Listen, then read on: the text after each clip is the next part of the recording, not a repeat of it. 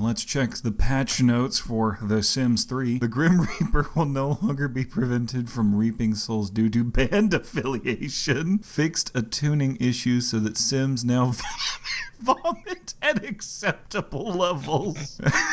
It is no longer possible to try for baby with the Grim Reaper. Become enemies with child wish no longer appears. Sims who are on fire will no longer be forced to attend graduation before they can put themselves out. Pregnant Sims can no longer brawl. Baby Sims will no longer become stuck on a Sim's hand while driving a car.